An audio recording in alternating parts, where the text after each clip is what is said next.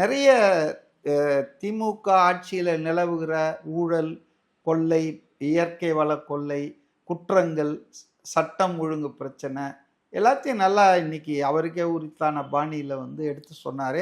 இல்லை ஒரு விஷயம் ரொம்ப புதுசாக சொன்னார். அதாவது எம்ஜிஆர் அவர்கள், ஜெயலலிதா அவர்கள் திமுகவை ரொம்ப கடுமையாக விமர்சனம் பண்ணும்போது நான் கூட யோசிப்பேன், இவ்வளோ ஸ்ட்ராங்காக இவ்வளோ கடுமையாக சொல்லணுமான்னு.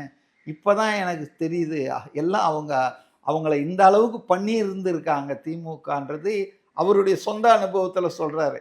அப்போ அதன் வெளிவாகத்தான் அவங்க அவ்வளோ ஸ்ட்ராங் வேர்ட்ஸ் யூஸ் பண்ணாங்க. திமுக ஒரு தீய சக்தின்னு எம்ஜிஆரும் சொல்லியிருக்காரு, அதே போல் ஜெயலலிதாவும் சொல்லியிருக்காங்க.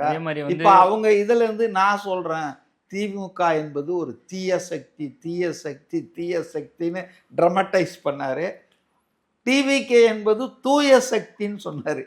ரைமிங்கா அது கொஞ்சம் ஒரு எடுக்கும்னு நான் நினைக்கிறேன். திமுக என்பது ஒரு தீய சக்தி, தீய சக்தியை ஒழிக்கிற இடத்துல ஒரு தூய சக்தியை டிவிகே வரணும் அப்படின்றத ஒரு டாக்கிங் பாயிண்ட்டாக அது ஒரு பாப்புலராக ஆகும்னு தான் நான் நினைக்கிறேன்.